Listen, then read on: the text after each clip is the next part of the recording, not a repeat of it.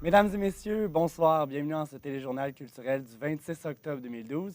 Ce soir, Jessica va nous parler des 3 sorties cinéma spéciales Halloween. Sophie du nouveau livre de J.K. Rowling. Mais avant tout, Marie, tu nous parles de musique aujourd'hui? Oui, je vais vous présenter Peter Peter, un auteur-compositeur-interprète montréalais. Et pour ceux qui ne seraient pas trop familiers, Peter Peter, ça ressemble à quoi exactement? Il a son style bien à lui. Il chante en français, mais sur une sonorité plus électropop. Et comment est-ce qu'il s'est fait connaître sur la scène culturelle? En 2008, il a tenté sa chance à ma première place des arts et ça l'a mis sur la carte, comme on peut dire. Audiogramme ont tenté de l'approcher, mais en sortant du concours, vainqueur d'artiste de l'année, il a décidé de partir en Europe pour s'inspirer. Donc, à son retour, il a signé avec Audiogramme, puis ça lui a permis de faire son premier CD qu'il avait eu le temps de développer en Europe et même son deuxième CD qui est sorti récemment. Et plus récemment, on en a entendu parler, il a été au festival Osheaga, c'est bien ça? Oui, exactement, cet été. Donc, il a pu présenter les premières chansons de son album homonyme et même quelques-unes de ses chansons qui sortaient quelques jours plus tard sur son deuxième album intitulé Une version améliorée de la tristesse. Justement, son nouvel album, tu l'as beaucoup apprécié. Parle-nous-en un peu. Oui, j'ai adoré autant la musique que les paroles. En fait, côté musique, il a essayé de développer ce qu'il appelle les textures musicales. Donc, il a développé une passion, si on peut dire, pour les vieux claviers.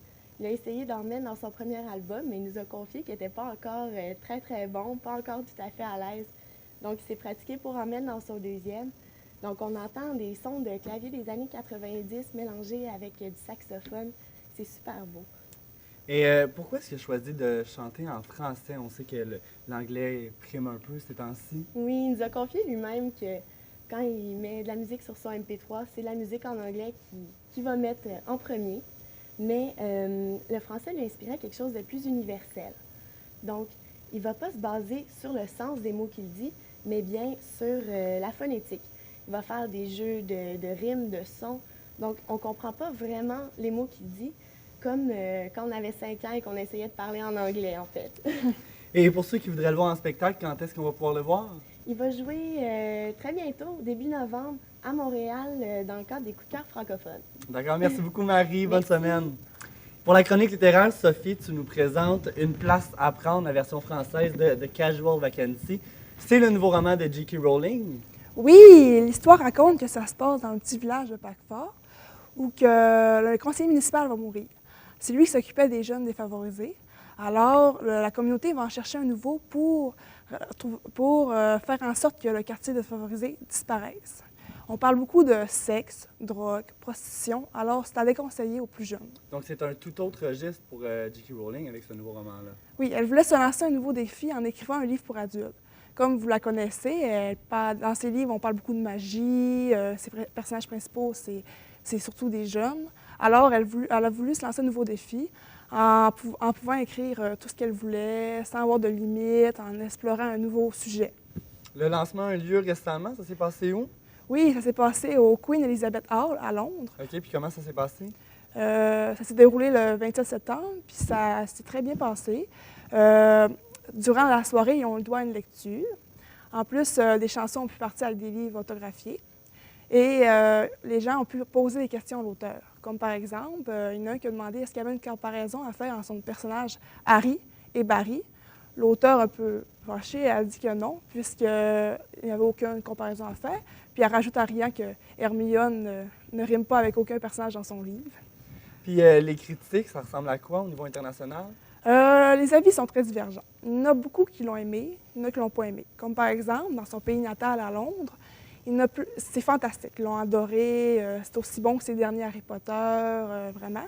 Tandis que plus aux États-Unis, les critiques sont déçus, ils trouvent ça pas pire, pas vraiment, l'écriture n'est pas fabuleuse, puis c'est pas aussi haut que ses derniers Harry Potter. Et là, le roman est disponible au Québec? Oui, depuis le 29 septembre. Il n'y a pas eu de grande foule comme ces derniers Harry Potter. Le succès n'a pas été fou, mais on s'attend pour Noël qu'il y ait plus de monde qui n'achète. Bon, ben merci beaucoup Sophie, bonne semaine.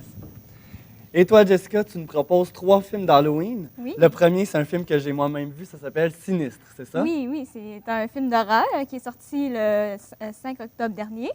Donc, ça raconte l'histoire d'un jeune écrivain qui voulait se trouver de l'inspiration pour son prochain livre. Alors, il a décidé de déménager dans une maison, comme on pourrait dire, hantée. Alors, en déménageant dans cette maison-là, ben, il savait qu'il y avait eu un meurtre d'une famille dernièrement. Donc, il a trouvé une boîte avec des films.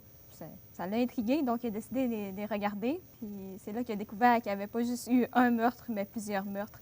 Donc, ça pourrait peut-être mettre sa famille en danger. À la maison, c'est un film très, très, très épeurant. Je vous le conseille si vous voulez avoir peur. Le deuxième film, Silent Hill. Oui, c'est un film en 3 dimensions qui sort aujourd'hui, en ce vendredi 26 octobre. C'est un film qui est basé sur un jeu vidéo qui raconte l'histoire d'une fille et son père qui se sont enfuis pendant 6 ans des forces maléfiques qui les suivaient. Puis à l'aube de ses 18 ans, ben, son père est disparu, puis elle faisait des cauchemars assez étranges. Puis ça signifiait qu'une ville appelée Silent Hill la voulait pour qu'elle puisse tuer le démon qu'il y avait dans cette ville. Et là, pour les plus petits, ceux qui voudraient avoir un peu moins peur, tu nous proposes une comédie animée? Oui, une comédie du célèbre Tim Burton, ça s'appelle Frankenweenie. C'est l'histoire d'un jeune garçon qui s'appelle Victor qui a perdu son chien. Alors, pendant un de ses cours, il avait trouvé comment il pourrait réanimer son chien. Donc, il a décidé d'expérimenter ça.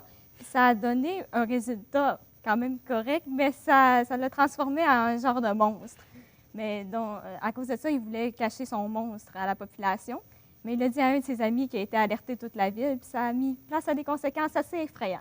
Bon, merci beaucoup, Jessica. Passe une belle Merci. semaine. Pour vous à la maison, merci d'avoir été là. On se revoit la semaine prochaine. Bonne semaine.